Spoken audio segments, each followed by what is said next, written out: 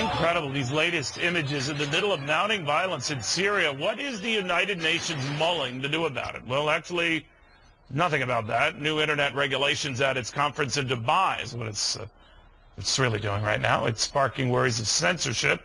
But Claudia Rosett, we're worried the UN is focusing on this at a time. Well, you saw that. Claudia, what's going on here? Oh, what's going on is that the UN is acting less and less like a bulwark against war, which is its real purpose, and more as a mechanism to redistribute wealth and power away from free societies and toward dictatorships. But I'm wondering, maybe they're hanging their hat on this possibility Russia will play a role in getting Assad to step down. But that is at best wishful thinking, I think. And you know, hanging your hopes on not having to have a backbone if you can get a backdoor deal with the guy who's killing all these people.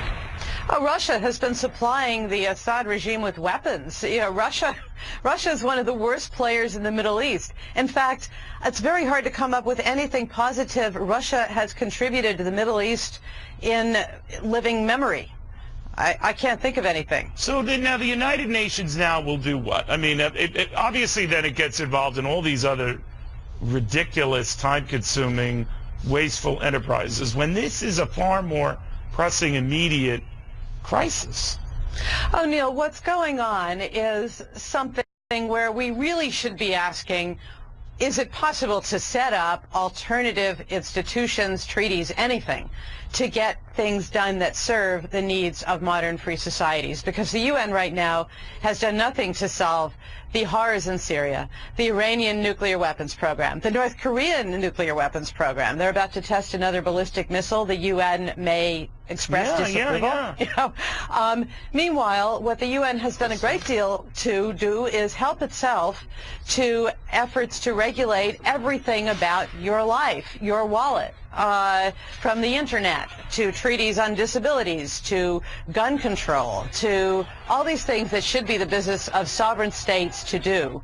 The UN appropriates to itself. It's a completely inside-out approach to what should be going on. But it's like in the last few months, and you warned me about this, Claudia, long before I saw it, that it's like bad guys rule, democracies drool. It's sort of like, you know, ever since we saw the push for the Palestinian state and the way they pulled strings to get that, all the violence notwithstanding, and this push to ignore U.S. and even some Western European entreaties, and now this latest effort, it's like we let the Syrians explode, we let Russia call the shots, we let Iran keep building whatever nightmare it's building.